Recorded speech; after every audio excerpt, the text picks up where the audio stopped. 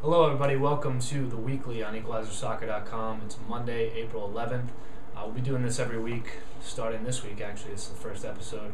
We'll call this Studio One. You'll see us in a lot of different places. Next week, probably be in Boston, popping around the Northeast, and just various studios, as we'll call them. So, this will be a weekly recap of the weekend's action. If there's some midweek games, just news and notes, and just kind of a quick video recap for you guys. So, getting right into it, obviously, first weekend in WPS, Breakers kick off with a 4-1 win against Atlanta. Jordan Angeli scores a goal before she goes off with an injury, which is certainly something to monitor for Boston. Haven't heard anything about that yet.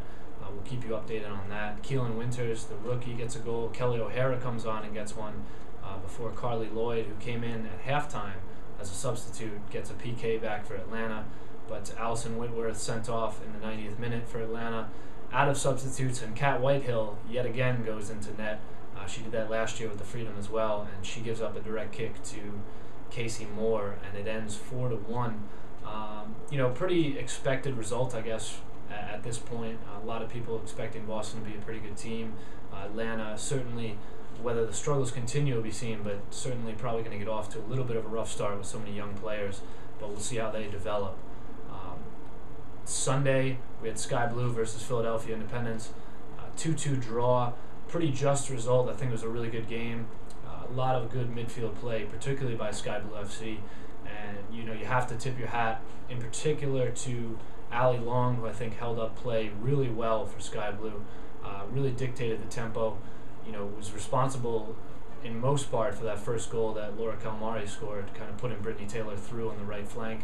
And also her midfield counterparts, Casey Nagura with an absolute monster of a free kick. Really, really well done, whether she meant it or not. Still very well placed, upper 90.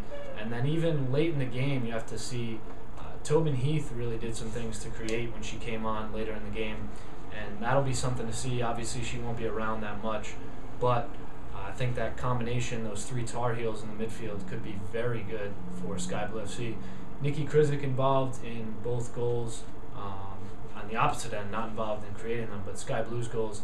Laura Calmari beats her backside in Krizik's blind side on that first goal, and then the second goal, the Nagura free kick, came from a Krizik foul on Aluko, which was a little bit of a harsh call on her. I think really pretty much just standing Aluko up on some pretty good defending. Tough call for her to take. But, also obviously the big storyline, Tasha Kai returning to New Jersey. She looked pretty inspired, I have to be honest.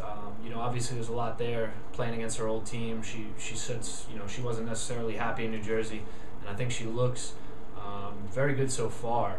And you have to wonder if Amy Rodriguez is around a lot. I think that's going to be a very good combination for Philadelphia, but that's obviously a big question. But those two are probably the two of the most athletic forwards in the league as a combination.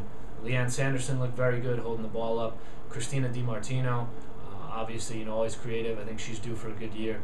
And then Shanae Farrelly, pretty good start to her career in WPS, and did well attacking. Still a lot to develop, but we certainly saw some bright signs from her. Philly jerseys as well. I think that's a kind of a more of a fun point to hit on. I know a lot of people were ragging on those, saying that the Easter pastel was out. I actually like the yellow and the blue, so we'll see.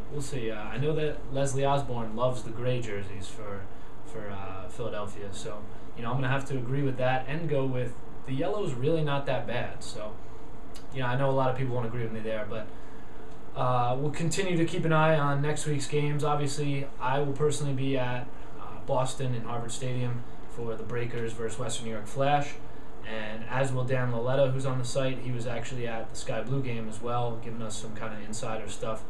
And so we'll come to you from Harvard Field next week. You can check out a more in-depth weekly recap from me Tuesday on SportsIllustrated.com. Thank you for listening to and watching the weekly on EqualizerSoccer.com. We'll be back with you next Monday.